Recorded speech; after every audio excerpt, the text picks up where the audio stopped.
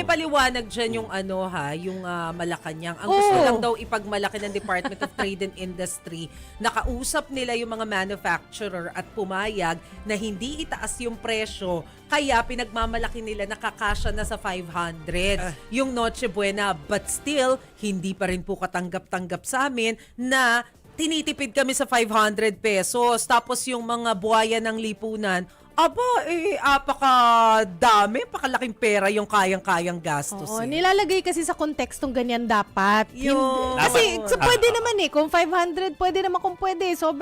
Talagang hindi sobrang dami yung pagkain mo. Hindi kayo yung 5 sa pamilya. Definitely not 5. Hindi ko talaga kaya. 3 pwede, pero hindi masyadong maganda yung celebration. Or it's really about being honest, I think. Kung comms director ako, pero hindi man reporter tayo.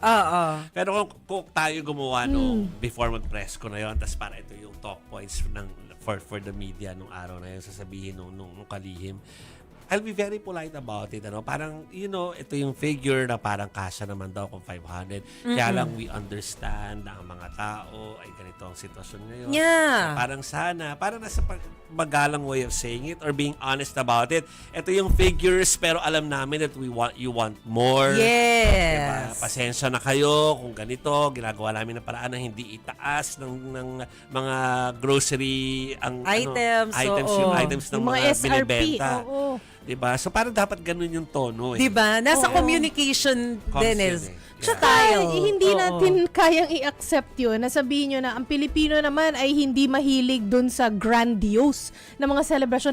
Kasi ang Pilipino nagbabanding sa pagkain. Ay, at saka lalo na tuwing Pasko. Exactly. As in, diba, kung may celebration, ano ba celebration natin? Pagkain lagi. Hoy, alam nyo ba, dahil dyan sa 500 pesos na yan, nag-grocery ako nung Sabado. Kamusta ko talaga kung kaya yung 500. Macaroni salad. May nakita ako na nakapack na isang mayonnaise na 400 grams yata yon. Tapos yung macaroni na pasta na parang nasa 500, 400 grams din yata.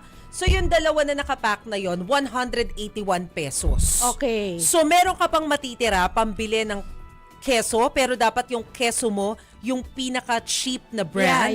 Tapos, magdagdag ka pa ng pinakamaliit na condensed milk. Tapos, magsama ka ng delata na yung canned tuna. So, mabubuo mo yung macaroni salad. Yeah. Pero tipid na tipid. At yun lang. Yun lang ang ulam ang putahe mo. Ang pagkain mo for Noche Buena. So, wala kang pang-inom. Wala, magtubig ka na lang. Juice. Yung ating kumpare at kasamahan na si Paul Pado, nag-post siya nung nung weekend, mukhang pare-pareho tayo nag-grocery nung weekend. Pare-parehas tayo so, ng chinek. nakita niya doon sa pinag-groceryhan po niya na meron naman nung yung mga nasa kinakadelat. Ay, yung nakapack na. Anong tawag sa gano'n? Yung mega box na maliit. Oo. Mega na maliit pa. yung plastic container. Okay. Puno-puno yun. 399 yung presyo na nakita niya. Ayan, pinapakita. So, hindi na makikita to sa TV. Parang all-in na siya pang Noche Buena. Okay. Nakikita ko, sayang hindi niya binuksan. Baka kasi bawal buksan. No? Pero may mushroom na pang spaghetti. Pang spaghetti. Pang spaghetti. So, meron nga po. Pero kasi,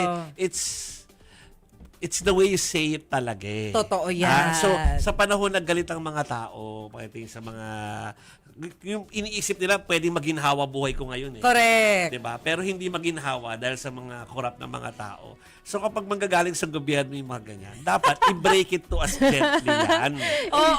Tama. It's not what you say, it's how you say it. Exactly. Laging sinasabi yan. Not what you say, how Alam nyo, you ang say tataas ng emosyon namin dahil dyan sa mga korap sa gobyerno, tapos sabihin nyo, magtipid kami sa 500. Kaya Ito nga. pa yung ganun yung dating sa atin kasi. Ito pa yung week before the rally, ha? Alam nyo, yun na nga, alam nyo na papunta tayo sa weekend na mag-rally ang mga tao. Hindi nyo inisip yung comms noon. Medyo Mataas ang emosyon nun. Taas talaga. Susme, dinagdagan nyo pa. So kami, realistic kami. Oo, mahirap ang buhay. Pero hopeful kami na sana po maging masaya pa rin tayo lahat sa Pasko. At kung ano man yung nasa mesa na gusto natin chicken. Kasi nga pagkain di ba? Correct. So, sana mag-enjoy po tayo. No? So, ganun eh. Pero tandaan natin itong mga panahon na to bago tayo bumoto next time na yan ang isipin natin. Hindi yung dahil nagbigay sila ng ayuda. Yun. Kasi ngayong Pasko, I'm sure may mga magbibigay ng mga Christmas packages eh. Correct, Oh, correct. so, mga LGU, Tandaan nyo po galing, yan. oh. Hindi po nila pera yon. Ay, hindi.